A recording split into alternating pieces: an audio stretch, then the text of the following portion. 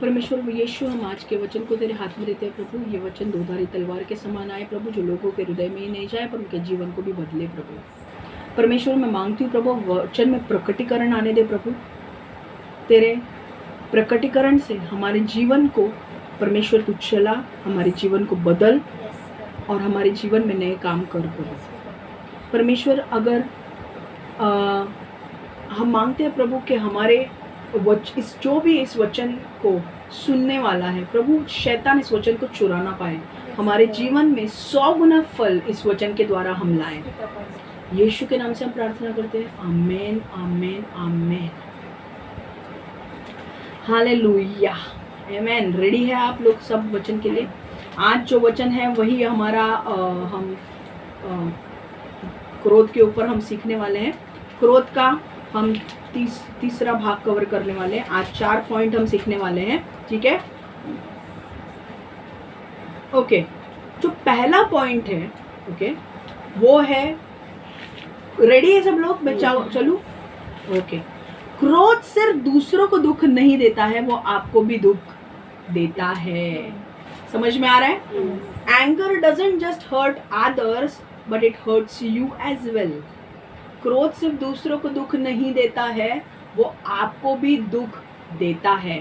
देखो, गुस्सा करने से सिर्फ दूसरों को दुख नहीं देते हैं हम लोग, वो गुस्से के कारण हम खुद भी दुखी हो जाते हैं। क्या हो जाता है जब हम गुस्सा करते हैं, तो जब हम गुस्सा होते हैं ना, गुस्सा होने के बाद हम उसी के बारे में सोचते रहते हैं। आपने देखा है, जिस कारण की वजह से आप गुस्सा हो रहे हैं, आप उसी के बारे में सोचते रहते हैं और फिर आपके अंदर डर आ जाता है, गुस्सा आ जाता है, आपके अंदर चिंता आ जाती है उस विषय को लेकर। और क्या हो जाता है फिर, उसके वजह से आप लोगों को क्षमा नहीं कर पाते। राइट है? आपने कभी भी देखा है, अगर आपके साथ किसी की लड़ाई, आपके साथ किसी का झगड़ा हो गया है, आप गुस्से में थे, आपने कुछ बोल दिया, आप वहां से निकल भी गए, तो भी बाहर जाने के बाद भी वो चीजें आपको याद आती रहती है। और जब वो याद आप करते हो, आप और गुस्सा होते हो। और जब गुस्सा होते हो तो क्या होता है कि आपको एक तो चिंता होती है, क्यों इसने ऐसा किया, क्यों उसने वैसा किया, और आपके अंदर चिंता होने लगती है। और क्या होता है, आपका पूरा समय वो चिंता करने में चला जाता है और गुस्सा करने में चला जाता है। तो वो क्या होता है, उसके वजह से क्या होता है, जब हमारे अंदर गुस्सा हम करने लगते हैं, हम किसी को क्षमा नहीं कर पाते हैं। और जब हम क्षमा नहीं कर पाते हैं, क्योंकि हमारे अंदर गुस्सा है, तो क्षमा की भावना आ ही नहीं सकती अंदर। राइट है? जब हम क्षमा नहीं कर पाते हैं, तो क्या होता है, हमारे अंदर जो चंगाई होनी चाहिए वो चंगाई होती नाही आहे। चंगाई म्हणजे काय? एक सुटकारा, एक आजारपण निघून गेलेलं पाहिजे असतं ना, बरं वाटत नाही आपल्याला। जेव्हा आपल्याला राग येतो तेव्हा आपण दुसऱ्यांना माफ नाही करू शकत, आणि जेव्हा आपण माफ नाही करू शकत, मग आपल्या आत काय होतं, सुटकारा येत नाही, चंगाई येत नाही। कळलं तुला? हम लोग क्या करते हैं, उस कुड़कुड़ाहट में हम रहते हैं। इसने ऐसा क्यों किया, उसने वैसा क्यों किया, इसने ऐसा क्यों किया, उसने वैसा क्यों किया। और एक बार वो झगड़ा हो चुका है, पर बाकी का दिन आपका सारा उसमें सोचने में चला जाता है कि नहीं? झगड़ा हुआ 10 मिनट का, पर वो इतना जोरदार झगड़ा हुआ, गुस्सा इतना आपको उस टाइम पे आया, आपने बोल दिया, उन्होंने कुछ बोल दिया, वो हो गया सिर्फ 10 मिनट का, पर आपका पूरा दिन बाकी का उसमें सोचने में चला गया।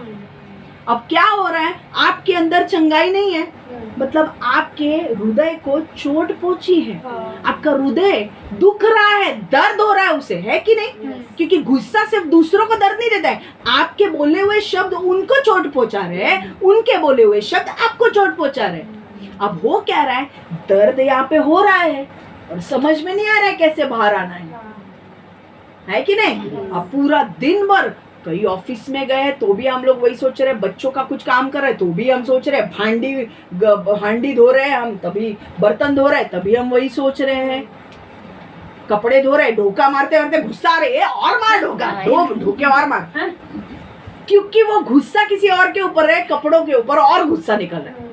इसने मेरे को ऐसा बोला, मार कपड़ों के ऊपर, इसके कपड़े और 4 ढोके मार। होता है कि नहीं? हंस रहे मतलब हो रहा है ना, बहुत ज्यादा हो रहा है। अब होता क्या है ऐसे, इसमें जब हम गुस्सा रखते हैं हम लोगों को क्षमा नहीं कर पाते हैं, और जब हम क्षमा नहीं कर पाते हैं, जब लोगों के हमारे अंदर हमारा हृदय बदल ही नहीं सकता जब क्रोध हमारे अंदर रहता है। आपके अंदर सपोज आपके पास ये जगह है, इसके अंदर एक तो क्रोध रह सकता है या तो फिर क्षमा रह सकती है। आपको क्रोध को निकालना पड़ेगा तभी आप क्षमा कर सकते हो। और अगर क्रोध को भरा, अगर एक डब्बी है, मानो अगर एक बॉक्स है, एक बॉक्स में अगर मैंने सामान को भरा, एक क्रोध को भरा, तो उस डब्बे में और आप क्षमा को भर सकते हो क्या? नहीं भर सकते हो ना, क्योंकि वो फुल हो गया है बॉक्स अभी क्रोध से। आपको क्रोध निकालना पड़ेगा तभी आप क्षमा को उसके अंदर डाल सकते हो। आपका हृदय वैसा है, हृदय में क्रोध आया तो क्षमा नहीं हो सकती है, और अगर आप क्षमा नहीं करोगे तो आपके अंदर जो तकलीफ हो रही है ना, दर्द हो रहा है, उसके ऊपर मलहम नहीं लगेगा। आपके दर्द को छुड़ाने का एक ही तरीका है, वो लोगों को क्षमा करना। जब आप लोगों के विषय में गुस्सा करते हो, आप क्या करते हो, आपके दर्द के ऊपर ना आप नींबू निचोड़ते हो। आपको इधर लगा है, ओके, मान लो अगर आपको इधर लगा है, और आपको अगर मैं आपके ऊपर उधर नींबू निचोड़ू तो आपको और दर्द होगा कि नहीं? आप जब गुस्सा करते हो तो आपको ऑलरेडी आपके हृदय पे दर्द हो रहा है, आपको दुख हो रहा है। जब आप उसके बारे में सोचते हो ना और गुस्सा होते जाते हो, और शैतान आकर और तेल डालता है, तो वो क्या करता है, शैतान आकर नींबू निचोड़ रहा है। पर जिस वक्त आप निर्णय लेते हो कि मैं क्षमा कर दूंगी उस व्यक्ति को, तो क्या हो जाता है, आप उसके ऊपर मलहम लगा रहे हो। मलहम लगाने का काम कौन करता है? परमेश्वर करता है, क्षमा करता है। ओके, जब आप क्षमा करते हो तो मलहम लगाने का काम करता है। इसलिए परमेश्वर एफिसियों की पत्री में कहता है कि लोगों को माफ करने वाले बनो, शाम तक वो गुस्से को जाने मत दो, एक दूसरे को क्षमा करो, और शैतान को हावी मत होने दो अपने अंदर। समझ में आ रहा है? परमेश्वर जानता है कि भाई वो 10 मिनट का जो गुस्सा है वो उसने आपके 24 घंटे ले लिए। अब आपने 24 घंटे में क्या किया? कुछ नहीं, दिन भर बैठ के गुस्सा ही कर रही थी मैं, है कि नहीं? कुछ काम हो रहा था? आपके सामने अगर केक भी किसी ने लाया ना, तो आप केक भी खाओगे ना, आपके अंदर मजा नहीं आएगा आपको केक। आप भले ही आपका फेवरेट केक भी होगा, वो नहीं होगा, क्योंकि आपके अंदर क्या है, आपकी भावना क्या है? गुस्से की भावना है, जलन है, अभी गुस्सा आ रहा है, तो आप खा भी रहे हो, आपको मजा नहीं आएगा। आता है कि आपको? मान लो आप गुस्से में हो, मैं आपको गुलाब जामुन देती हूँ, खा रहे हो गुस्से में, गुलाब जामुन इसको एक ही दे, इसको एक ही दे, इसको आधा दे, गुस्से से आप खा रहे हो, है ना? तो मजा आएगा क्या? इसमें भी बोलेगी इसका कितना दिया, उसको एक कर, 2 मत दे, उसके बदले का मेरे को दे। होता है कि नहीं? ये चीज पर मैं आपको मलहम बता दूं, क्या करना है आपको। पहली चीज, शैतान को अपने गुस्से के ऊपर, अगर 10 मिनट का भी आपको गुस्सा आया है, जल्द से जल्द उस गुस्से को अपने अंदर से बाहर निकालो, नहीं तो 24 घंटे, साल, महीने शैतान तुम्हारे ले लेगा और तुम्हें बर्बाद करके रखेगा। जब आपके अंदर गुस्सा आता है, तुरंत लोगों को क्षमा कर दो जिसके वजह से आपको तकलीफ हो रही है, तुरंत उनको माफ कर दो हृदय से, आपके अंदर तुरंत चंगाई आ जाएगी। क्यों चंगाई आएगी? क्योंकि माफ करना परमेश्वर की ओर से है। परमेश्वर तुरंत आपको चंगाई दे देगा अंदर। पर जब आप गुस्से को अपने अंदर रखते हो, शैतान वहां पर काम करना शुरू करता है और वहां पर बर्बादी होना शुरू हो जाती है। आप तो टूटेंगे, और आपको पता है जो लोग हर्ट होते हैं गुस्से में, हम लोग दुखी हो जाते हैं, तो हम लोग दूसरों की, जिसकी कोई गलती नहीं है, उसको भी 4 बातें सुना देते हैं। अगर बाहर से कोई, अगर मान लो अगर आपका कुछ, आप गुस्से में हो और आपका रिश्तेदार कोई आता है, ओ थोड़ा शक्कर है क्या, बोलेंगे नहीं है रे, क्या है बार बार मांगने को आता है, बेचारे ने एक ही बार मांगने को आया है, नहीं है क्या है, वो शक्कर मांगने आता है। क्यों गुस्सा हुआ? मी नंतर तुला सांगते एफिशिएंसी। देखो, वो जो गुस्सा है ना, एक चीज मैं आपको बोल रहा हूँ, ये एक चीज ध्यान में रखो कि ये जो गुस्सा है, ये आपको बर्बाद करके रख सकता है। समझ में आ रहा है? ये आपको बर्बाद करके रख सकता है। इसलिए आपको क्या करना है? गुस्से में नहीं रहना है। एफिसियों की पत्री 4:26, एफिसियों की पत्री 4:26। लास्ट टाइम मैंने ये वचन दिया था आपको, राइट है कि नहीं? क्या वहां पे लिखा है? वहां पे लिखा है कि शाम होने तक गुस्से को मिटा दो, शैतान को हावी मत होने दो। क्या करो? शाम होने तक अपने गुस्से को मिटा दो, मतलब एक दूसरे को माफ करो, एक दूसरे को माफ करो। देखो एक चीज ध्यान में रखो, अब ये जो बंदा था ना जो बाहर से मांगने के लिए आया था, अब वो बेचारा मांगने के लिए कुछ आया या कुछ बोलने के लिए आया, सपोज मांगने के लिए भी नहीं, चलो कुछ बोलने के लिए आया, आपके अंदर इतना गुस्सा है, क्यों आया इधर, मतलब उस बेचारे को भी सुनना पड़ता है। जो लोग दुखी होते हैं ना वो दूसरों को भी दुख देते हैं। क्यों दुखी हो आप? गुस्सा है अंदर। गुस्सा कैसे निकालोगे? आप उम्र को बोलो 10 मिनट के गुस्से में आप 24 घंटा वेस्ट करोगे, महीने वेस्ट करोगे, साल वेस्ट करोगे, पर आप करते हो? नहीं कर रहे हो, इधर कर रहे हो। सब लोग हंस रहे हो, मतलब सब लोगों ने कुछ किए, कुछ चीजें की है, मुझे पता है। हाँ, क्या करोगे आप जब गुस्सा आएगा? शाम होने के पहले परमेश्वर कहता है गुस्से को थूक दो, मतलब गुस्से को शांत करो। कैसे करोगे? माफ करके लोगों को माफ करो। लोगों को जैसे तुम लोगों को माफ करोगे तुम्हारे अंदर शांति आएगी, तुम्हारे अंदर शांति आएगी, तुम्हें बीमारी नहीं होगी। आपको पता है गुस्से के वजह से जब आप लोगों को क्षमा नहीं करते हो तो अक्षमा के बंधन में फंस जाते हो। जब आप अक्षमा के बंधन में फंस जाते हो, जब आप लोगों को क्षमा नहीं करते हो तो आप खुद भी निराश हो जाते हो और डिप्रेशन में चले जाते हो। और ये डिप्रेशन फिर बाद में डिप्रेशन की बीमारी आती है आपको, इंसोम्निया, आपको रात को नींद नहीं आती है, नींद उड़ गई, क्यों पता नहीं, क्योंकि आप उसके बारे में ही सोचते रहते हो। और इस आग भड़की हुई है उसमें तेल कौन डालता है? शैतान। वो आपको सब बीमारी देगा, सब बीमारी, एक एक करके सारी बीमारी डालेगा, डिप्रेशन डालेगा, ये डालेगा, निराशा डालेगा, सब डालेगा। अरे पर तुम उसको इतना बढ़ाने क्यों देते हो? ये है ना, इसमें ये तुम्हारा हृदय है, इस हृदय के अंदर गुस्सा गया, इसको फेंक दो बाहर। इसके अंदर क्या करो? क्षमा डालो, क्षमा करो लोगों को, तुरंत आप शांत हो जाओगे। अभी परमेश्वर बोल रहा है शाम तक, मतलब शाम का वेट नहीं करना है, सूरज ढलने तक। बाबा 6 बजे, आज कितना है, सूर्यास्त होने के लिए 2 मिनट है, चलो मैं जाके फोन कर दूं, सॉरी। हाँ नहीं, वैसा नहीं करना, तुरंत। मतलब अगर आपको पता होता है ना कि भाई यार ये अगर मुझे कहीं नहीं लेके जाएगा, ये गुस्सा मेरे जीवन को बर्बाद करेगा, मेरे टाइम को वेस्ट करेगा, तुरंत फोन तो उठाओ, बोलो मैंने तुझे माफ किया, माफ किया। अगर आप फोन नहीं कर सकते तो आपके हृदय में परमेश्वर के सामने बोलो, परमेश्वर मैंने उसे क्षमा कर दिया। समझ में आ रहा है? गुड। आप वेस्ट करने दोगे टाइम शैतान को?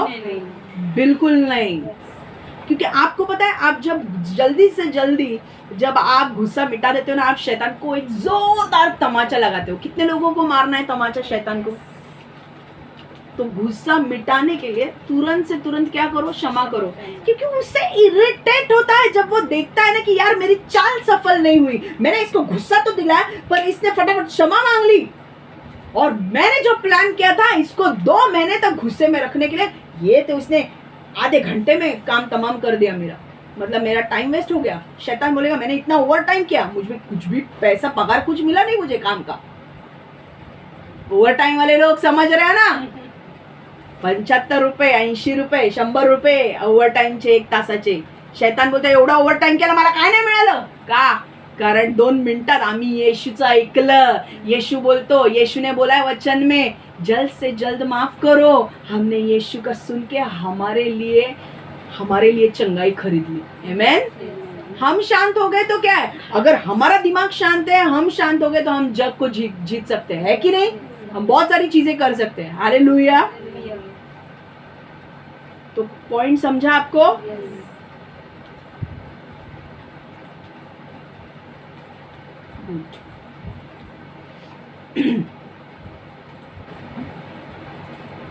अब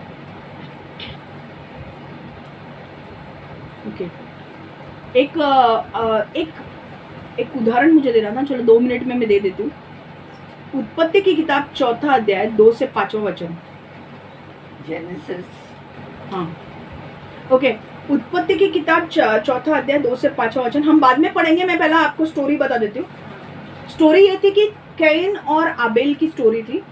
आदम और हवा पति पत्नी थे, पहले पृथ्वी पर पहले पुरुष और स्त्री आदम और हवा थे। उनके बच्चे थे हाबिल और कैन। ओके, अब हाबिल जो था वो चरवाहा था और कैन जो था वो खेती बाड़ी करने वाला था, किसान था। एक बार उन्होंने सोचा कि हम परमेश्वर को बलिदान देंगे, बलिदान चढ़ाएंगे, कुछ भेंट चढ़ाएंगे परमेश्वर को। हाबिल ने क्या किया? हाबिल ने अपने भेड़ों में से अच्छी उत्तम से उत्तम भेड़ को परमेश्वर को भेंट के रूप में चढ़ा दिया। कैन ने क्या किया? उसने कुछ अपने वो जो धान्य थे या फल थे वो उसने चढ़ा दिए। उसने कैन ने जो भेंट चढ़ाई वो कुछ धान्य या कुछ फल थे वो चढ़ाई उसने। और हुआ ऐसे, हम वचन को पढ़ेंगे, हुआ ऐसे कि जब परमेश्वर को हाबिल की भेंट स्वीकार हुई पर कैन के भेंट जो लाया था वो उसे अच्छा नहीं लगा परमेश्वर को। क्यों? क्योंकि हाबिल ने बहुत उत्तम से उत्तम भाग दिया और कैन ने जो भेंट चढ़ाई वो खराब भेंट थी, वो उत्तम नहीं थी, वो खराब भेंट थी। और इसलिए परमेश्वर उस कैन के ऊपर गुस्सा हो गया। अब कैन के ऊपर जब गुस्सा आया तो कैन को बुरा लग गया। अब एक दिन कैन ने सोचा, कैन ने क्या किया? कैन के अंदर गुस्सा पनप रहा है। एक दिन कैन ने हाबिल को बोला, चल चलते एक जगह पे। हाबिल और कैन गए। वहां पर कैन को गुस्सा इतना आया, कैन ने हाबिल की मृत्यु कर दी। फर्स्ट मर्डर, पहला मर्डर, बाइबल का पहला मर्डर। और परमेश्वर को कैन के ऊपर इतना गुस्सा आया कि कैन को परमेश्वर की उपस्थिति से निकाल दिया और कहा कि you will be a restless wanderer, मतलब तुझे कभी कोई भी घर नहीं होगा, तो ऐसे ही घूमते रहेगा। क्या हुआ? वो जो गुस्सा था कैन के अंदर, क्योंकि उसने खराब भेंट चढ़ाई थी, परमेश्वर इसके ऊपर गुस्सा हो गया। उसे अच्छी भेंट चढ़ाई होती तो परमेश्वर उससे खुश होता, पर उसके गुस्सा इतना था उसके अंदर कि उसने उस गुस्से के बदले उसने अपने भाई, एकलौते भाई की जान ले ली। तो क्या हुआ? उसके बाद क्या हुआ? शराप उसके ऊपर आए। और क्या शराप थे? कि तुझे कभी भी कोई भी घर नहीं मिलेगा, तू परमेश्वर की उपस्थिति, परमेश्वर तेरे साथ नहीं रहेगा, तेरे पास कोई भी घर नहीं होगा, तू ऐसे ही भटकता रहेगा।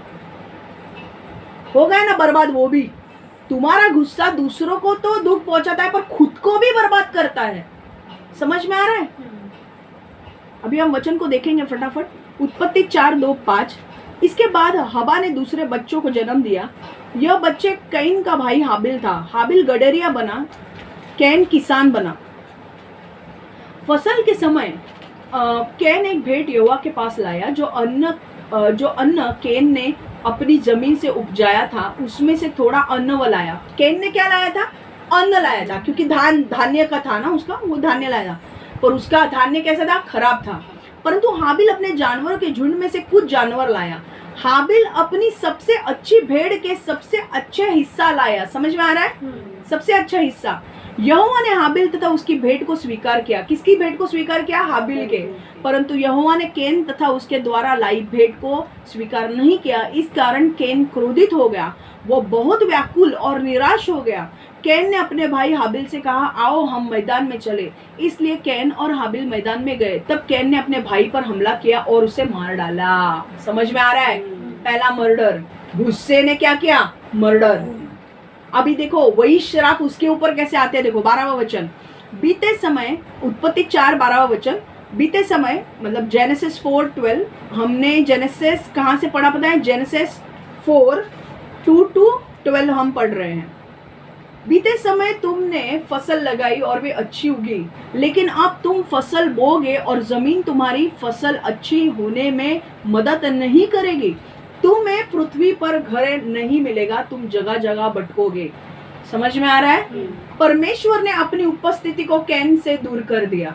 अगर परमेश्वर तुम्हारे साथ नहीं है मतलब समझ जाओ क्या होने वाला है। कैन को बाहर निकाल दिया परमेश्वर की उपस्थिति से और बोला तुझे कोई भी घर नहीं होगा और जो तू काम करेगा ना वो काम आसानी से नहीं होगा, वो फसल वैसे नहीं उगेगी जैसे पहले उगती थी, क्योंकि वहां पर परमेश्वर का आशीर्वाद था। अब वो आशीर्वाद नहीं रहेंगे। समझ में आया? तो कौन हुआ बर्बाद? कैन। समझ में आ रहा है? अब और एक वचन हम देखेंगे, अय्यूब की पुस्तक 18वां वचन 18वां अध्याय 4था वचन। अय्यूब की पुस्तक 18वां अध्याय 4था वचन। You who tear yourself in anger, shall the earth be forsaken for you, or shall the rock be removed from its place? मैं वापस पढ़ रही हूँ। अय्यूब, तू अपने क्रोध से अपनी ही हानि कर रहा है। हालेलुया। समझ में आ रहा है? मुझे यही पॉइंट बोलना था। हम लोग जब क्रोध करते हैं तो किसको क्रोध हानि करते हैं? अपने आप को हानि करते हैं। समझ में आ रहा है? तो आज के बाद क्रोध करेंगे, अगर आए तो भी क्षमा करेंगे। Right, very good.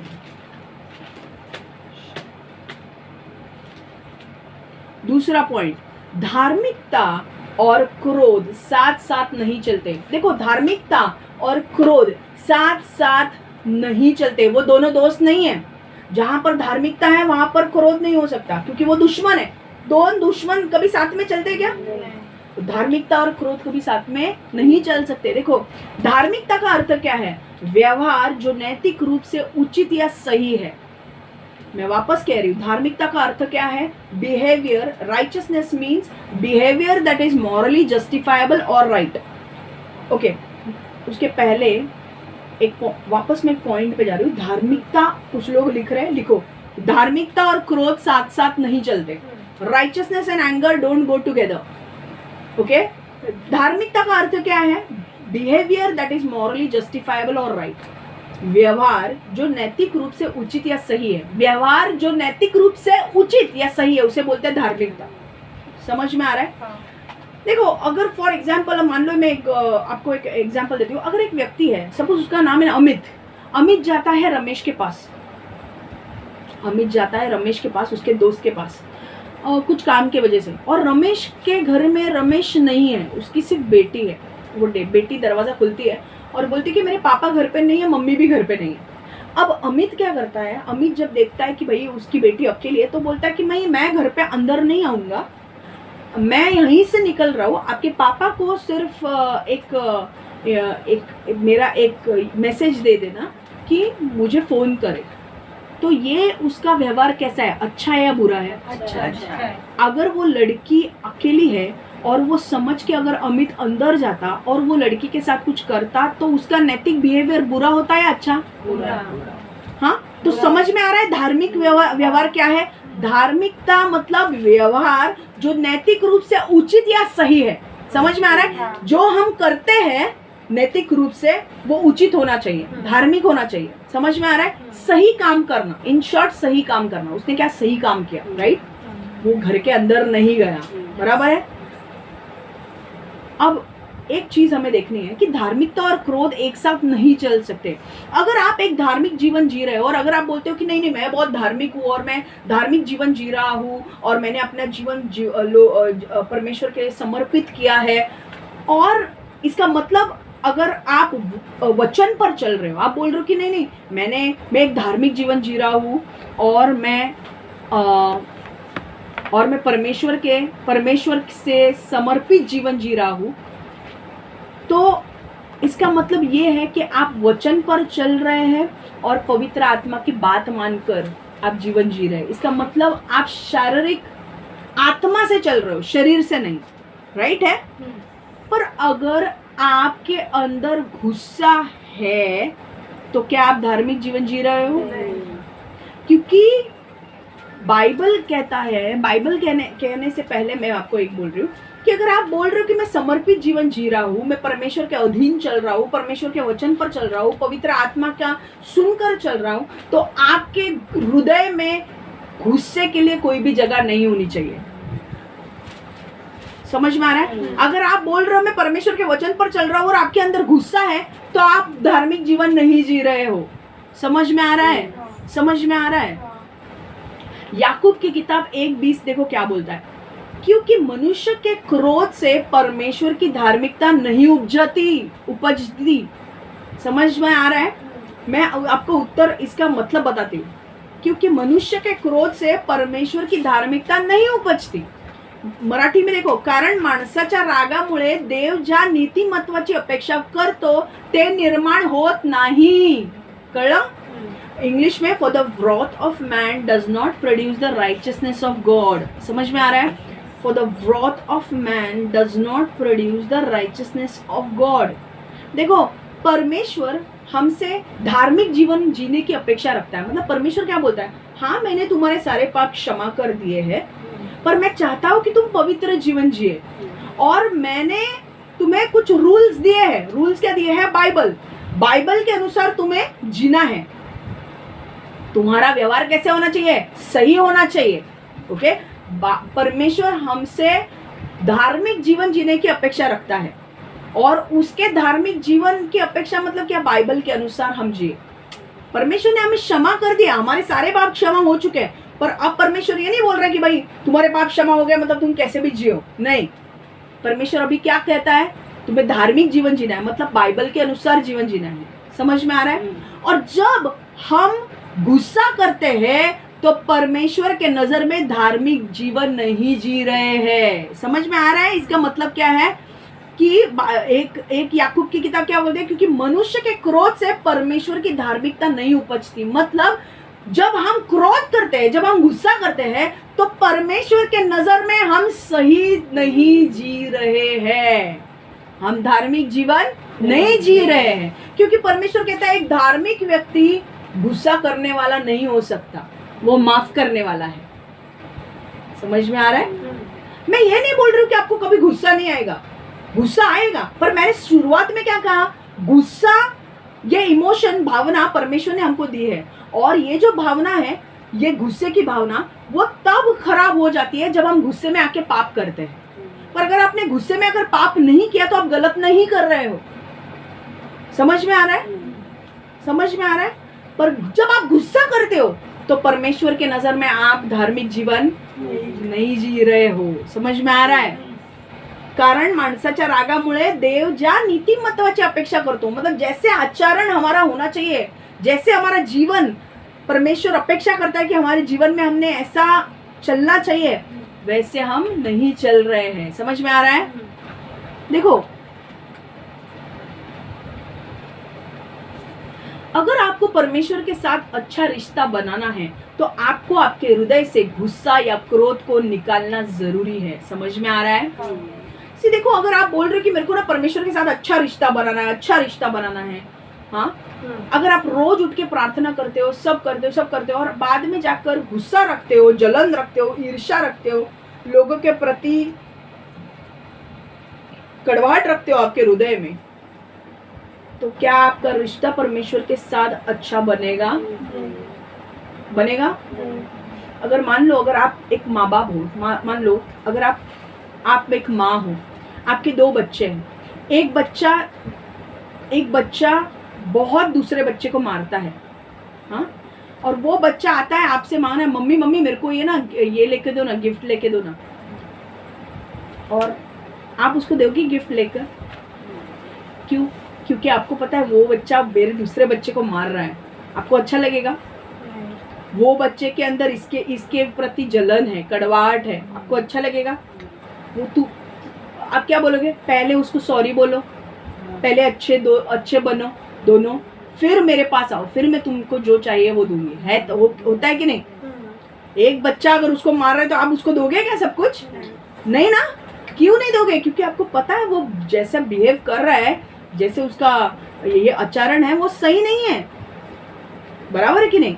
वैसे ही परमेश्वर कहता है कि जब हम गुस्सा करते हैं, हम किसी के ऊपर क्रोध रखते हैं, तो वो भी उनके बच्चे ही है जिनके ऊपर तुम क्रोध रख रहे हो. तो परमेश्वर को अच्छा नहीं लगेगा. और तुमने अगर हृदय में दूसरे के लिए क्रोध भर कर रखा है, कड़वाहट भर के रखी है, दुख भर के रखा है, दर्द भर के रखा है, दूसरों के लिए शराब भर के रखे है, क्रोध भर के रखा है, ईर्ष्या जलन भर के रखी है, तुमको लगता है तुम परमेश्वर के पास आओगे और कुछ मांगोगे तो परमेश्वर देगा तुम्हें? इसीलिए मत्ती की पुस्तक 5:23-24 में परमेश्वर क्या कहता है देखो, इसलिए यदि तू वेदी पर अपनी भेंट चढ़ा रहा है और वहां तुझे याद आए कि तेरे भाई के मन में तेरे लिए कोई विरोध है, तो तू उपासना की भेंट को वही छोड़ दे और पहले जाकर अपनी उस बंधु से सुलह कर और फिर आकर भेंट चढ़ा. मतलब परमेश्वर बोलता है अगर तू भेंट चढ़ा रहा है मेरे पास, अगर तू प्रार्थना करने के लिए मेरे पास आता है, ठीक है, और तू मेरे से मांग भी रहा है प्रार्थना में कुछ भी, पर तेरे और तेरे भाई के बीच में अच्छे रिश्ते नहीं है, तो परमेश्वर बोलता है मुझे भेंट मत चढ़ा, मेरे सामने प्रार्थना करने भी मत आ, क्योंकि मैं प्रार्थना का उत्तर नहीं दूंगा। पहले जाके तेरे भाई से सुलह कर, मतलब तेरे भाई से पैचअप कर, एक हो जाओ। मान लो कई बार ऐसा हो सकता है कि तुम्हारे अंदर नहीं है पर उसके अंदर है, परमेश्वर बोल रहा है जाके सुलह कर। समझ में आ रहा है? ऐसा हो सकता है कि तुम्हारे अंदर होगा, तुम परमेश्वर के पास प्रार्थना करने जा रहे हो और तुम्हारे अंदर ही कड़वाहट है, तुम्हारे अंदर जलन है। परमेश्वर पहले उनको क्षमा करो और फिर परमेश्वर के पास बैठो, परमेश्वर के पास आकर प्रार्थना करो, परमेश्वर ऐसे उत्तर देगा। हालेलुया। समझ में आ रहा है? उन्होंने जो किया है वो किया है और परमेश्वर उसे देख लेगा। हमें न्याय नहीं करना है उनका, हमें सिर्फ माफ करना है और साइड में हो जाना है। कई बार जो लोग दुख देते हैं एक्सट्रीम होता है, मैं समझ सकती हूँ। उनको माफ भी करना मतलब ऐसा होता है कि बाबा, होता है कि नहीं, क्योंकि लोग बहुत दुख देते हैं कई बार, और हमें न्याय नहीं करना है, हमें सिर्फ उनको माफ करना छोड़ देना है, परमेश्वर देख लेगा। क्योंकि अगर हम माफ करेंगे तो हमारा ही भला होने वाला है। वो लोग दुख दे के बहुत अच्छे रहते हैं, प्रॉब्लम हमारा होता है जब हम लोगों को क्षमा नहीं करते। समझ में आ रहा है? हमको टेंशन बढ़ेगा, हमारा बीपी बढ़ेगा, हमारा डिप्रेशन बढ़ेगा, हमको नींद नहीं आएगी। काय के लिए पालना है? हाँ, समझ में आ रहा है क्या? माफ करो, छोड़ दो ना। वो लोग खुश है, बोलेंगे भाई इसने दुख दिया फिर भी ये खुश है और मैं इतना दुखी क्यों? है कि नहीं? छोड़ दो। समझ में आ रहा है? क्योंकि आपके उनकी वजह से आपका आशीष क्यों रुके? क्षमा करो, हृदय से क्षमा करो, छोड़ दो उनको। आपके आशीष रुकने नहीं चाहिए। समझ में आ रहा है? परमेश्वर ये चीजों को बहुत ही, परमेश्वर कहता है फरीसी लोगों को, परमेश्वर ना हृदय को बहुत देखता है। परमेश्वर कहता है मैं हृदय, मनुष्य के चेहरे को नहीं देखता हूँ, मैं उनके हृदय को देखता हूँ। अगर आपके हृदय में जलन, ईर्ष्या, कड़वाहट, ये वो सब है ना, परमेश्वर आपके साथ नहीं चलेगा, क्योंकि वो ऐसे लोगों के साथ नहीं रहेगा जिनके अंदर शैतान की ओर से पूरा गंदा भरा हुआ है। आपको निकालना है, वो साफ करना है, और एक ही चीज है आपको साफ करने के लिए मदद करेगी, वो है क्षमा करना। जब आप लोगों को क्षमा करोगे वो गंदगी चली जाएगी। समझ में आ रहा है? क्योंकि परमेश्वर कहता है एक वक्त फरीसियों को, ये फरीसी लोग, तुम अपने आप को बहुत बड़ा समझते हो, तुम बड़े बड़े स्पाइसेस, ओके, परमेश्वर के भवन में देते हो, मसाले वसाले परमेश्वर के भवन में देते हो, दशवांश भी परमेश्वर के भवन में देते हो, पर तुमने न्याय करना, विश्वास रखना, प्रेम करना, हाँ, इन बातों के ऊपर ध्यान नहीं दिया है। तो परमेश्वर बोलता है कि तुमको दशवांश वशवांश तो देना ही है, पर न्याय करना, प्रेम करना, क्षमा करना, इन बातों को भी ज्यादा महत्व देना है, क्योंकि वो हृदय की बातें हैं। अगर हृदय ठीक है तो सब कुछ अच्छा चलेगा आपका जीवन। अगर हृदय में खराबी है, आपकी जीवन जो आप 50 साल जीने वाले हो वो 5 साल में गुजर जाएंगे, क्योंकि आपके अंदर जब आप गुस्सा रखते हो, डिप्रेशन, गंदे गंदे आत्माओं को आप इनवाइट करते हो, स्पिरिट्स को अपने जीवन में आकर तबाही मचाने के, और फिर आपके अंदर का गुस्सा आपके अंदर नई नई बीमारी लाएगी। और क्या होगा? आप जो 50 साल जीने वाले थे, आपकी उम्र, आपको इतना जल्दी मरना नहीं था, पर वो सारी बीमारियां, वो सारी गंदगी आप लेकर आओगे। आप बोलोगे शैतान को, आजा, ये घर फ्री है मेरा, इधर मैं रोज ईर्ष्या करता हूँ, रोज क्रोध करता हूँ, ईर्ष्या करता हूँ, मस्त घर है तेरे लिए, तो आप 5 साल में ही लुढ़क जाओगे। कितना जीना है आपको? लंबा जीना है परमेश्वर के लिए, बड़े बड़े काम करना है, तो माफ करना सीखो। समझ में आ रहा है? बहुत कठिन है, बहुत कठिन है, पर भाई हमको जीना है ना भाई, परमेश्वर के लिए जीना है। तुमको क्या करना है? तुमने करके तुम गए, हम तुमको माफ करके तुम छोड़ते हैं, भाई जाओ, हमको तो जीना है। तुम्हारे वजह से मैं क्यों दुख उठाऊं? डबल दुख मैं क्यों उठाऊं? है ना? तीसरा पॉइंट, कबूली देना क्रोध से चंगाई का एक सेतु है। सेतु मतलब ब्रिज, ओके। ब्रिज देखा है आपने? एक ब्रिज, अगर पानी है पानी के ऊपर से अगर जाना है तो ब्रिज बांधते हैं कि नहीं, तो लोग ब्रिज के ऊपर से जाते हैं, है कि नहीं। तो अगर एक जगह से दूसरी जगह जाना है, क्रोध से चंगाई के पास आना है, अगर आपके अंदर क्रोध है और आपके अंदर आप बोल रहे हो मेरे अंदर क्रोध है, मुझे अंदर शांति नहीं है, दुख है, दर्द है, और आपको चंगाई चाहिए, अभी आपको शांति चाहिए, आपने क्रोध का सब देख लिया, आपको दुख है, दर्द है, परेशानी है, सब देख लिया, अब आप बोल रहे हो मुझे चंगाई चाहिए, तो ब्रिज क्या है, सेतु क्या है, कबूली देना। समझ में आ रहा है। देखो वापस मैं बोल रही हूँ, थर्ड पॉइंट, कबूली देना क्रोध से चंगाई का एक सेतु है। Hallelujah. Confession is a bridge to healing from anger. Confession is a bridge to healing from anger. कबूली देना क्रोध से चंगाई का एक जरिया है, सेतु है। समझ में आ रहा है। देखो अगर आप गुस्से से पीड़ित हो तो आज ही कबूली देने के मार्ग को चुनिए। समझ में आ रहा है क्या। अगर आप ऐसे व्यक्ति हो कि भाई क्रोध के वजह से आपने बहुत टाइम वेस्ट किया है, आप बहुत दुख में हो, आप बहुत महीने आपने गुजारे हैं क्रोध के ऊपर, आपने बहुत ही मूर्खता का काम किया है, क्योंकि परमेश्वर ने कहा ना कि जो लोग क्रोध करते हैं वो कौन है, मूर्ख है वो लोग। तो आपने क्या किया, मूर्ख भरे काम किए परमेश्वर के नजर में। आपको परमेश्वर के नजर में हीरो बनना है या मूर्ख बनना है, तो क्या करना पड़ेगा। वेरी गुड, वेरी, सब लोग जाग रहे हैं आज, कॉन्ग्रेचुलेशंस, परमेश्वर ने मेरी प्रार्थना सुन ली, सब लोग जाग रहे हैं। हालेलुया। तो एक चीज आपको करनी है, देखो सिंपल है।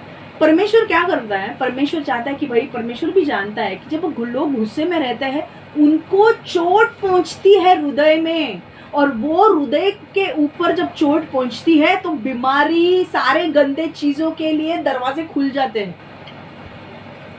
अगर उस चोट को सही तरीके से हैंडल नहीं किया, अगर मैंने इधर, मेरे को अगर इधर काट लिया, इतनी बड़ी चीर हो गई, मतलब इतना बड़ा कट हो गया, अगर मैंने उस चोट के ऊपर बैंडेज नहीं लगाया और इसको पैक नहीं किया तो सारे जंतु जाएंगे कि नहीं अंदर, जर्म्स जाएंगे कि नहीं इसके अंदर, कीड़े वीड़े सब जाएंगे कि नहीं इसके अंदर।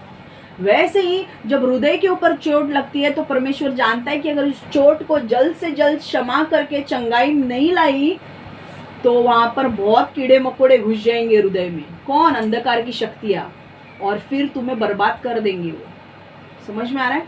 इसलिए परमेश्वर हमें एक मार्ग बताता है। मार्ग क्या है, कबूली देना। हालेलुया। इसका मतलब कबूली देना का अर्थ क्या है, कबूली देने का अर्थ यह है कि परमेश्वर के सामने अपने दिल की बात को कबूल करना। अपने दिल की बात, तुम्हारे दिल की बात मैं नहीं जानती, तुम जानते हो, भले वो अच्छी हो या गलत हो, पर कबूल करना कि परमेश्वर, हाँ मुझे गुस्सा आया था, हाँ मैंने जलन रखी, हाँ मेरे अंदर कड़वाहट है, ये परमेश्वर के सामने कबूल करना। किसी जो आप जिस व्यक्ति के लिए आपके अंदर है उसको परमेश्वर के सामने कबूल करना। और अभी ट्विस्ट है, और उस व्यक्ति के सामने कबूल करना जिससे आप नाराज है। यहाँ पे बहुत तकलीफ होती है भाई। परमेश्वर के सामने तो हम सब कुछ कबूल करेंगे, पर जिस व्यक्ति से हम नाराज है उसको हम बता नहीं सकते, है कि नहीं। इधर देखो रे, इतना एक्टिंग मत करो नीचे देखने का, इतना तुम्हारी हंसी सब कुछ बता रही है मुझे, इतना कबूली देते हो। वाह, हाँ इधर देखो, क्या क्या हंस रहे, क्या स्माइल है। आज तुम लोग ना क्लोजअप के ऐड के लिए तुम लोग को परमेश्वर यूज करने वाला है। देखो सच में एक चीज क्या होती है पता है, बाइबल क्या कहती है, इफिसियों 6:4-26 में, शाम होने तक अपने उस गुस्से को, क्रोध को मिटा दो। इसका मतलब परमेश्वर कह रहा है कि जिस व्यक्ति के साथ तुम्हारा झगड़ा हुआ है उसके साथ वो झगड़ा मिटा दो। तो परमेश्वर बोल रहा है भाई मुझे तो कबूली दे तेरे अंदर। कभी कभी क्या होता है, हम सबके सामने सब कुछ नहीं बोल सकते हैं, राइट है, पर जब हम परमेश्वर को सब कुछ बोलते हैं हमें हल्का लगता है। पर परमेश्वर बोलता है उतना ही सिर्फ होके करके चलेगा नहीं, मेरे सामने बोल के नहीं चलेगा। तुम्हारा गुस्सा उसके साथ है ना, तुम्हें उस व्यक्ति के सामने वो चीजें बोलनी है, उस व्यक्ति के साथ जाकर डिस्कस करो। एक हेल्दी, आपको पता है हमेशा आपके दोस्तों के बीच में या आपके इसमें ऐसा रिलेशनशिप रखो ऐसा हमेशा रखो कि आप आपके दोस्तों के साथ आप बोल सकते हो जो भी आपको बुरा लगता है, हमेशा ऐसे रिलेशनशिप रखो। सिर्फ ऐसे नहीं कि भाई फेयर वेदर फ्रेंड्स, जब अच्छा है तभी खाने पीने के वक्त सब साथ में, बुरा आएगा तो वो लोग छोड़ देंगे, नहीं, वैसे नहीं चाहिए हमें दोस्त। दोस्त हो, हस्बैंड एंड वाइफ हो, फैमिली के रिलेशनशिप्स हो, कोई भी रिलेशनशिप हो आपका, हमेशा ऐसा रखो कि वो लोगों के साथ आप आपकी मन की बात उनके साथ बांट सकते हो, चाहे वो आपको अच्छा लग रहा हो या उनके बुराई की बात हो। दोस्त कैसा होना चाहिए, तू मेरे लिए अच्छाई भी बोल सकती है, तू मेरे लिए बुरा भी बोल सकती है, पर तू आके मेरे साथ बोल। अगर मैंने कुछ गलती की है, मेरी दोस्त जो है वो बिंदास आके मुझे बोलनी चाहिए कि भाई क्षमा, तू यहाँ पे गलती कर रही है। ऐसे दोस्त रखो। ऐसा नहीं कि भाई थोड़ा उनको कुछ बोल दिया तो उनको गुस्सा आया, नहीं। समझ में आ रहा है? वो कोई भी रिलेशनशिप हो, सिर्फ दोस्ती की नहीं, हस्बैंड एंड वाइफ हो सकता है। मैं अपने हस्बैंड को क्लियरली मेरे हस्बैंड को मैं बोल सकती हूँ कि भाई ये तूने किया है वो गलत है, मुझे अच्छा नहीं लगा। आप जितना खुला करके रहोगे ना आपके रिलेशनशिप में, उतनी ज्यादा हीलिंग जल्दी आएगी। आप छुपा के रखोगे तो नहीं आएगी। एक दूसरे को आपके रिलेशनशिप में इतना फ्रीडम दो कि वो आपको आके आपकी गलती बता सके, वो आपको बचाएगा। समझ में आ रहा है? शायद आपकी गलती ना भी होगी तो भी, आज अगर मेरा और कविता का झगड़ा हो जाता है तो ऐसा नहीं है कि भाई मैं कविता को आके कुछ बोलूंगी नहीं, अगर मैंने बोला तो उसको बुरा लगेगा। हालांकि जब उसका जो बिहेवियर है मुझे अच्छा नहीं लग रहा है, तो मैं अगर जाके कविता को ये बोलूं कि कविता मुझे ये अच्छा नहीं लग रहा है, तो क्या होगा, कविता ने भी सही तरीके से वो लेना चाहिए और हमारे बीच में जो प्रॉब्लम्स है वो मिटाने चाहिए। ऐसा नहीं कि क्षमा तूने ऐसा क्यों कहा, अब हमारी फ्रेंडशिप टूट गई, ऐसा नहीं होना चाहिए। समझ में आ रहा है? क्योंकि मुझे भी आपका सुनना है, आपको भी मेरा सुनना है। समझ में आ रहा है? इससे क्या होगा, इससे शैतान को चांस नहीं मिलेगा। अगर मुझे पता ही नहीं है कि कविता मुझसे नाराज क्यों है, तो मैं उसको मनाऊंगी कैसे, है कि नहीं? हम लोग कभी कभी बोलते ना, गैर समझ पण होतात ना मनात, कुछ भी से शैतान डालता है, इसके वजह से उसके वजह से। तो परमेश्वर बोल रहा है यहाँ पर, कबूली देनी है, मुझे भी देनी है, परमेश्वर को भी देनी है, और उस व्यक्ति से जिससे आप नाराज हो उससे भी जाकर बोलना है कि भाई ये प्रॉब्लम है मुझे तेरे से ये प्रॉब्लम है, पर प्रेम से बात करनी है। समझ में आ रहा है? प्रेम से, अरे मेरे को तेरे से प्रॉब्लम है, ऐसा नहीं। वो बोलेगा क्या प्रॉब्लम है, निकल जा। नहीं, कैसे करोगे, मुझे तुझसे कुछ बात करनी है, मुझे तुझसे कुछ बात करनी है। तो वो बोलेंगे, जो भी है वो बोलेंगे कि क्या, आप बोलना जो मुझे शेयर करना है, जो मेरे मन में है, बिकॉज मैं नहीं चाहती हूँ कि हमारे दोस्ती के बीच में कुछ आए या हमारी दोस्ती टूट जाए। और फिर आप शेयर करो। समझ में आ रहा है? फिर वो भी समझेगा कि अरे भाई इसको ये केयर करती है, कि इसको नहीं चाहिए कि हमारी दोस्ती टूटे, इसलिए वो आके बोल रही है, हाँ बस, तो मैं ध्यान दूंगा। तो आपको भी ध्यान देना है। दूसरे लोग अगर आपसे कुछ बांटना चाहते हैं तो आपको भी उनका ध्यान देना है। और जब आप दूसरों को बता रहे हो, अपेक्षा करो, ऐसे वार्तालाप उनसे करो, ऐसे तरीके से उनसे बात करो कि प्रेम से, है ना, जेंटल आंसर टर्न्स अवे व्रॉथ। अगर वो दूसरा बंदा भी है, अगर हस्बैंड एंड वाइफ में झगड़े हुए हैं, अब दोनों भड़के हुए हैं, भाई कौन पहले शुरुआत करता है, मैं जाऊँ या तू जाए, पर कहीं ना कहीं किसी को तो शुरुआत करनी जरूरी है, राइट? तो अगर जो भी जाएगा और जो भी बोलेगा, तो शुरुआत कैसे करनी है, धीरे से। गुस्से में करोगे तो वहां से भी गुस्सा ही मिलने वाला है। धीरे से जाके अपने प्रॉब्लम्स को बोलो कि ये मुझे अच्छा नहीं लग रहा है। अगर सामने वाला आपसे प्रेम करता है, वो भी समझ लेगा, वो भी बदलेगा। समझ में आ रहा है? पर आप अगर बोलोगे ही नहीं उसको कि भाई यार मुझे ये इसके वजह से प्रॉब्लम हो रहा है, तो आपके अंदर क्या होगा, प्रेशर कुकर, आप भड़कते जाओगे, एक दिन ब्लास्ट हो जाएगा कुकर। समझ में आ रहा है? तो आपके अंदर का गुस्सा उबलने मत दो, उस गुस्से को शांत करो। कैसे शांत करोगे? कबूली देकर। जिस व्यक्ति से आपको गुस्सा आहे, अरे माझ्या ना कंपनीमध्ये मुलींबरोबर जरा भांडण झालं म्हणून मी 4 दिवस झाले मी तिच्याशी बोलत नाहीये, 5व्या दिवशी पकड तिला आणि तिला बोल काय झालं, तुमची चूक असेल तर सॉरी बोला आणि एकमेकांना माफ करा. कळलं? ये आपके रिलेशनशिप को बचाएगा. ओके, ये आपके रिलेशनशिप में डिवीजन नहीं आने देगा. It will this will help your relationship to get restored. आपके रिलेशनशिप वापस अच्छे हो जाएंगे. समझ में आ रहा है? नीति वचन 28-13 हम पढ़ेंगे. देखो, नीति वचन what? प्रोवर्ब्स. एक और एक चीज बोलना चाहती हूँ मैं. कबूली देना कठिन हो सकता है, पर अगर आप आपके घमंड को दूर रखते हो और आप कबूली देते हो तो आपके अंदर चंगाई आएगी.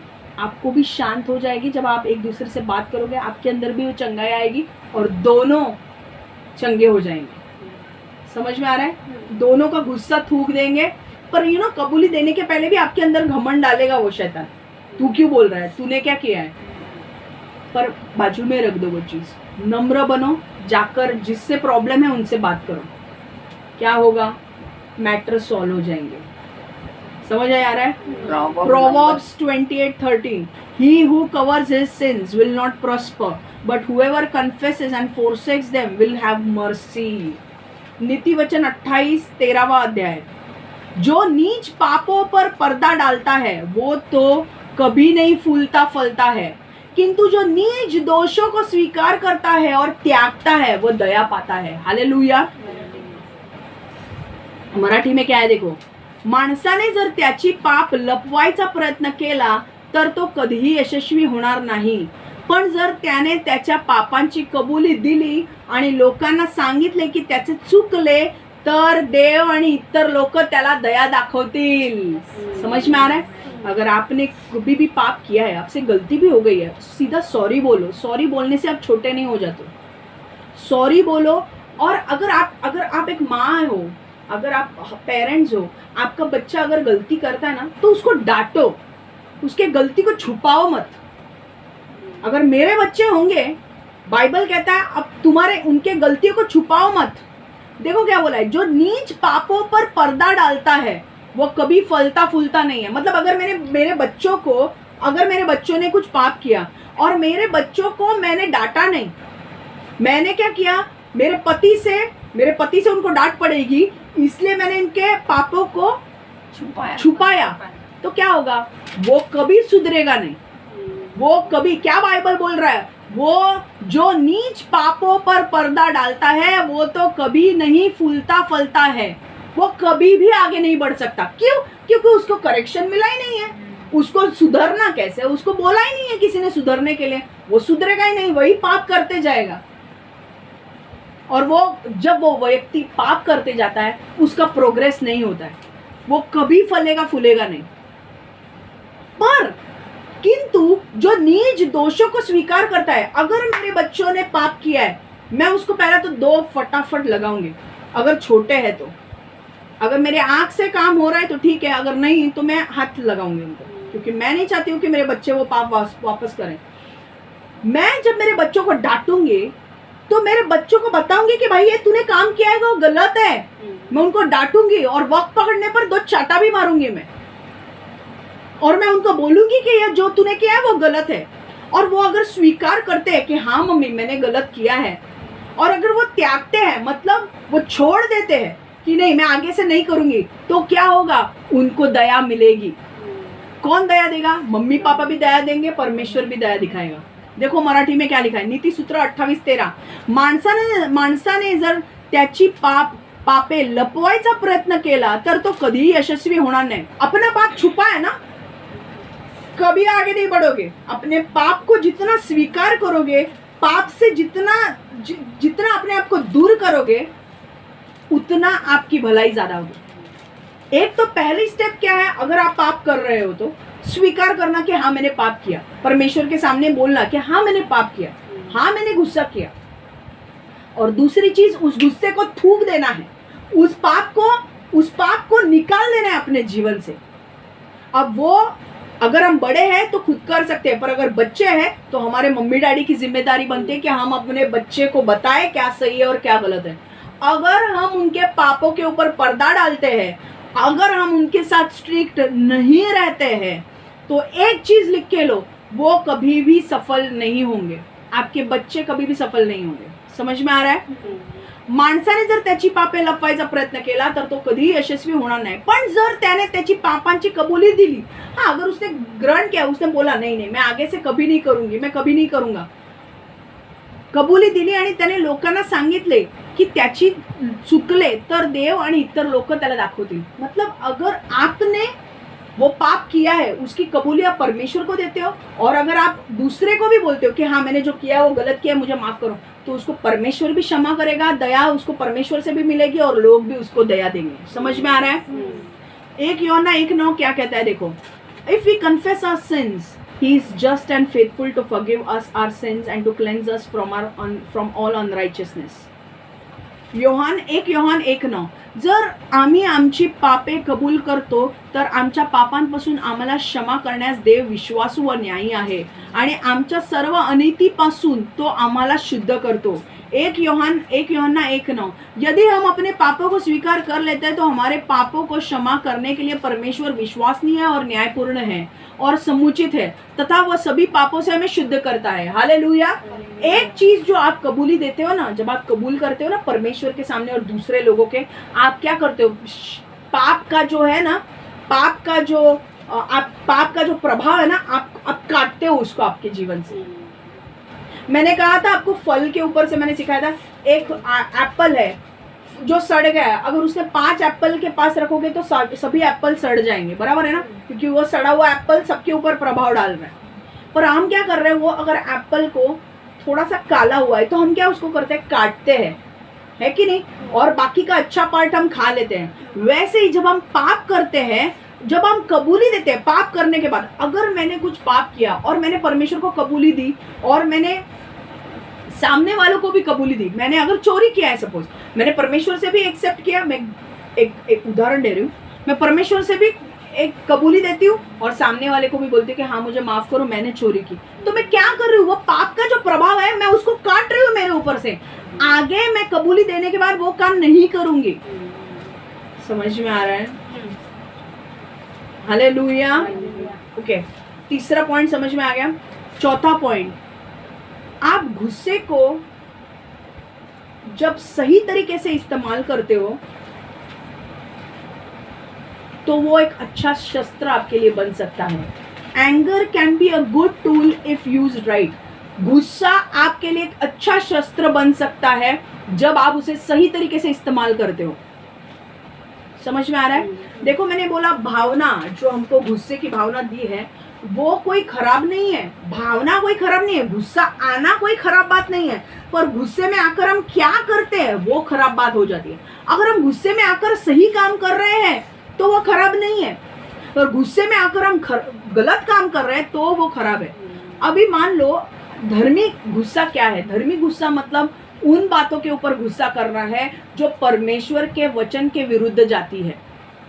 हालेलुया. समझ में आ रहा है? फॉर एग्जाम्पल, अगर मैं दो उदाहरण देती हूँ आपको. अगर मेरा गुस्सा को मैं सही तरीके से अगर मेरे गुस्से को अगर मैं सही तरीके से इस्तेमाल कर रही हूँ तो मैं उसके लिए वो मेरे लिए अच्छा एक शस्त्र बन सकता है. फॉर एग्जाम्पल, अगर मुझे बहुत गुस्सा आता है, अगर मेरे सपोज मैं बच्ची हूँ और मुझे पता है कि मुझे बहुत गुस्सा आता है और मेरे मम्मी डैडी देख रहे हैं कि इसको ना बहुत छोटी छोटी चीज़ों पे गुस्सा आता है, तो अगर मेरा गुस्सा, अगर मेरे मम्मी पापा बोलते कि इसको ना हम लोग फुटबॉल की टीम में डालेंगे या क्रिकेट की टीम में डालेंगे ताकि ये जो गुस्सा है ना वो अच्छे जगह पे चैनलाइज हो, राइट जगह पे, तो वो गुस्सा कहाँ जा रहा है? मम्मी पापा उसको क्रिकेट की टीम में डाल देते हैं या फुटबॉल की टीम में, वो बच्चे को, तो क्या हो रहा है? वो जो उसका गुस्से का टेम्परामेंट है वो अब कहाँ डायरेक्ट हो रहा है? फुटबॉल के लिए, है कि नहीं? तो कुछ बुरा हो रहा है? तो अच्छा शस्त्र बना ना वो. गुस्सा आने के बाद अगर आप 2 गालियां दे रहे हो, मार रहे हो, मर्डर कर रहे हो, एसिड फेंक रहे हो या और भी कुछ कर रहे हो तो वो पाप है. पर गुस्सा आने के बाद अगर आप प्रार्थना में ज्यादा जा रहे हो तो वो क्या है? वो अच्छी बात है। अगर मार मुझे बताओ, अगर मेरे आजू बाजू के लोग मुझे बहुत टॉर्चर करे ताकि मैं गुस्सा करूं, और मैं उस गुस्सा मुझे आ भी रहा है पर मैं बोल रही हूँ मैं गुस्सा नहीं करूंगी, मैं प्रार्थना में जाऊंगी, तो वो मेरे लिए अच्छा शस्त्र बन रहा है कि नहीं? है कि नहीं? मेरा गुस्सा क्या हो रहा है, मैं गुस्से को गलत तरीके से इस्तेमाल नहीं कर रही हूँ, मैं गुस्से को सही तरीके से इस्तेमाल कर रही हूँ। तो गुस्सा गलत नहीं है, मैं कैसे इस्तेमाल करती हूँ वो है। मैं क्या कर रही हूँ, मैं प्रार्थना में जा रही हूँ। अब जो पहले मैं 1 घंटा प्रार्थना करती थी, अब मैं 4 घंटा प्रार्थना करने लगी हूँ, तो अब ये गुस्सा मेरे लिए अच्छा हो गया कि बुरा? अच्छा। है कि नहीं? समझ में आया?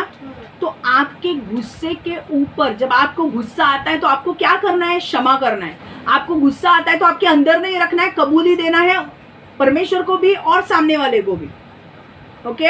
और अगर आपको गुस्सा, आपने अगर कोई काम भी किया है, किसी को सॉरी बोलने के लिए शर्माओ मत। सॉरी बोलने से आप नीचे नहीं हो जाओगे। इनफैक्ट लोग आपको ऑनर देते हैं, आदर देते हैं जब आप खुद आके सॉरी बोलते हो। तो आजकल पृथ्वी पर बहुत कम ऐसे लोग हैं जो आके सॉरी बोलते हैं और अपनी गलती मानते हैं।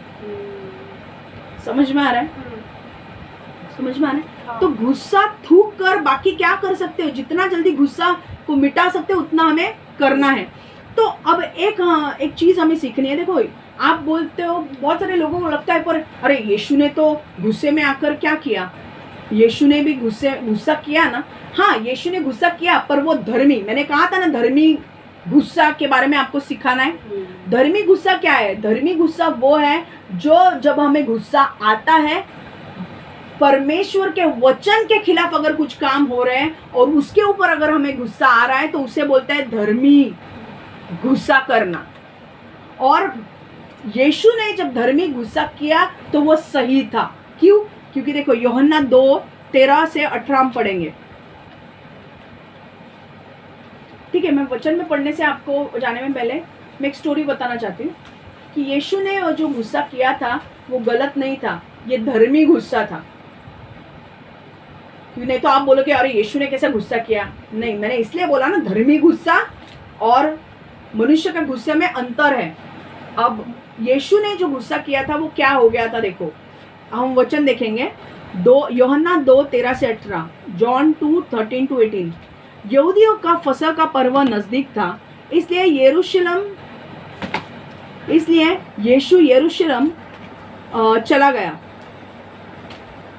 यरूशलेम चला गया।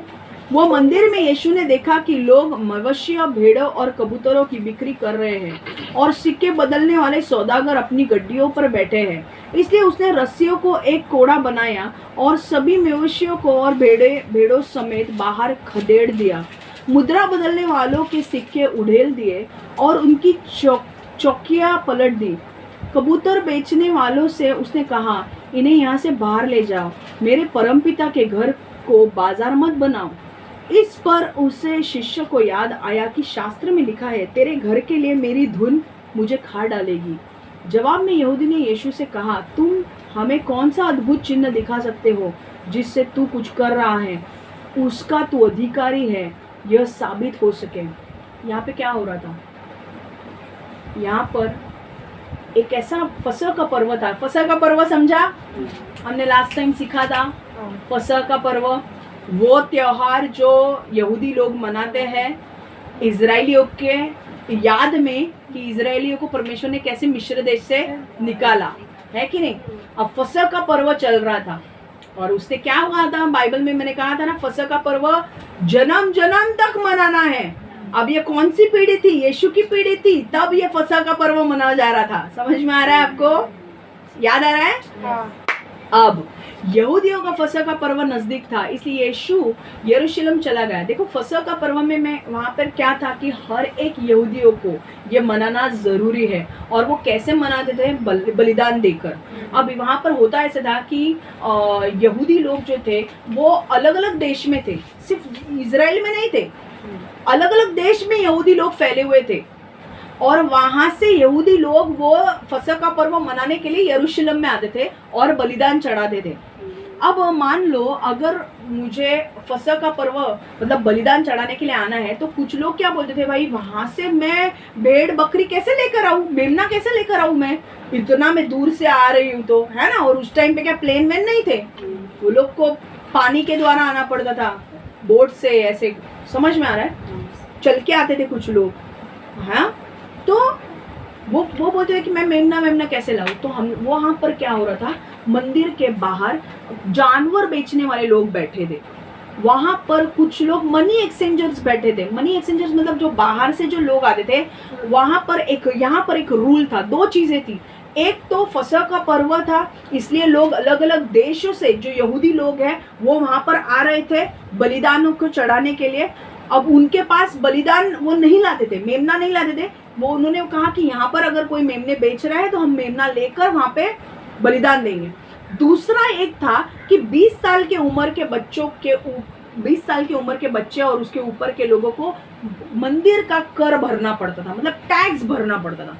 और वो टैक्स जो देना पड़ता था वो यहूदी सिक्कों से ही भरना पड़ता था।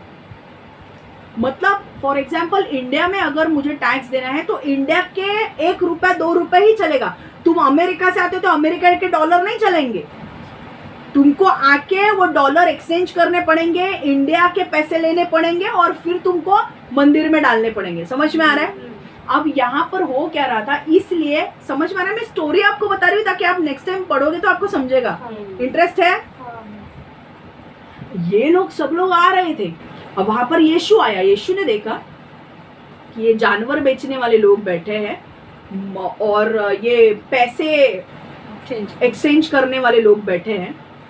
यीशु को आया गुस्सा, यीशु ने चाबुक बनाया और सारा कुछ उनका जानवरों का और वो मनी एक्सचेंजर्स वालों को फटाफट उनके टेबल के ऊपर मारा और उनको बाहर भेज दिया। आपको क्या लगता है, ये गुस्सा सही है या गलत है? सही है।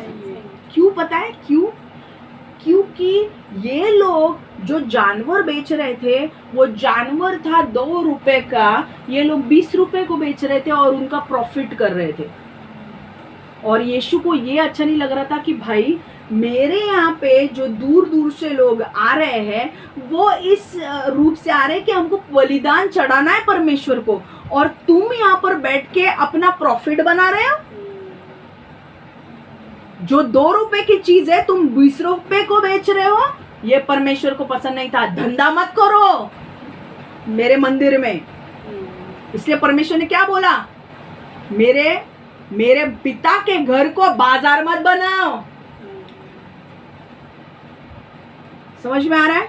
मेरे पिता का घर है वो, उसको बाजार मत बनाओ। इसलिए वो आकर क्या कर रहा था, वो बोल रहा था कि तुम 2 रुपए की चीज, जो लोग बेचारे वहां से आ रहे थे, जो 2 रुपए की चीज उनको 3 रुपए में मिलनी चाहिए। 1 रुपया ठीक है ज्यादा करो, तुमने कहीं से तो तुमने भी भेड़ लाए होंगे, उसका चार्ज ले रहे हो, ठीक है। 20 रुपए को क्या है, तुम बाजार बना रहे हो ये तो। और दूसरे मनी एक्सचेंजर्स वाले भी, इनको पता था कि भाई 20 साल के उम्र के बड़े लोग जितने भी हैं उनको आके वो तांबे का सिक्का ही डालना है, तो तुम भी उनसे ज्यादा चार्ज ले रहे हो। जो तांबे का सिक्का एक्सचेंज करके वो दे रहे हैं, जो एक्सचेंज करके 10 रुपए में होना चाहिए, तुम उनसे 20 रुपए ले रहे हो। तो तुम यहाँ पे क्या कर रहे हो, बिजनेस कर रहे हो। परमेश्वर को बिजनेस परमेश्वर के मंदिर में जरा भी अच्छा नहीं लगा। समझ में आ रहा है? लोग, परमेश्वर कह रहा है तुम जब परमेश्वर की उपस्थिति में आते हो तो कैसे हो, आत्मा और सच्चाई से। यहाँ पर तुम बिजनेस कर रहे हो, मतलब तुम्हें हर एक जानवर के पीछे 10-10 रुपए कमाई कर रहे हो। तुमको ये नहीं है कि मेरे लोग आकर मुझे बलिदान दे, तुम इसमें बिजनेस कर रहे हो। ये चीज परमेश्वर को खटकी, यीशु को खटकी, इसलिए उसने उनको उठा दिया। और उसके बारे में भविष्यवाणी दी गई थी कि परमेश्वर के लिए, तेरे घर के लिए मेरी धुन मुझे खा डालेगी। मतलब परमेश्वर, यीशु के अंदर एक ऐसी जील था कि भाई मेरा परमेश्वर का घर शुद्ध और पवित्र होना चाहिए, उसमें कोई बिजनेस नहीं होना चाहिए। समझ में आ रहा है? इसलिए उसने डांटा उनको। अब समझा? अब क्लैरिटी आ गई। अब ये डांटना जरूरी था कि नहीं? ये तो गलत था ना, परमेश्वर के राज्य के साथ क्या हो रहा था, खिलवाड़ हो रहा था। समझ में आ रहा है? ये इसे बोलते हैं धार्मिक चीजों के वजह से गुस्सा आना। पर वो सही है, परमेश्वर ने जो गुस्सा किया वो सही किया, क्योंकि वो परमेश्वर के वचन के खिलाफ, परमेश्वर पिता के मंदिर में वो गंदगी ला रहे थे, तो परमेश्वर को कैसे अच्छा लगेगा? समझ में आ रहा है? अब ये क्या था? धर्मी गुस्सा। अब हमने जो इतने पॉइंट्स देखे वो क्या थे? मनुष्य का जो गुस्सा आता है वो। समझ में आ रहा है? पर अब हमने पॉइंट में क्या सीखा है? हमने ये सीखा है कि हम गुस्सा नहीं करेंगे, हम जितना जल्दी हो सके उस गुस्से को मिटा देंगे। आमीन। लास्ट फाइनल प्रेयर करेंगे और हम खत्म कर रहे हैं। परमेश्वर यीशु, हम धन्यवाद देते हैं प्रभु। हम परमेश्वर, आज हमने तेरा वचन सुना है, हम इस गुस्से को, हमारे अंदर जो गुस्सा है हम उसे थूक देते हैं। हमारे तेरा वचन कहता है कि सूर्य ढलने के पहले तुम्हारे गुस्से को मिटा दो और शैतान को तुम पर हावी मत होने दो। इस वचन को हम हमारे अंदर लेते हैं और हम विश्वास करते हैं कि हम आगे से शैतान को कभी भी फ़ायदा उठाने नहीं देंगे। हम गुस्सा नहीं करेंगे। जब भी हम गुस्सा करेंगे और अगर हमने किसी को बोल भी दिया तो परमेश्वर, हम जल्द से जल्द, सूरज ढलने के पहले जल्द से जल्द हम उस गुस्से को मिटा देंगे। हम कबूली देंगे तुझे भी और उस व्यक्ति के साथ भी बात करेंगे। हालेलुया। और उस गुस्से को मिटा देंगे और हमारे अंदर हृदय में जलन, ईर्ष्या, कड़वाहट, नाराजगी किसी के लिए नहीं रखेंगे, क्योंकि ये हमारे परमेश्वर के रिश्ते को बनाती नहीं है, बिगाड़ती है। तो आज हम ये निर्णय लेते हैं कि हम वो चीजें आने नहीं देंगे और परमेश्वर हमारे अंदर गुस्से को ऊपर हम काबू करना सीखेंगे। आमीन। परमेश्वर, हम मांगते हैं प्रभु, आज जो भी वचन हमने सुना है हमें अनुग्रह दे के उस वचन पर चलने के लिए, और हमारा जीवन तू बदल प्रभु। यीशु के नाम से हम प्रार्थना करते हैं। Amen, amen, amen. God bless you all. Take care.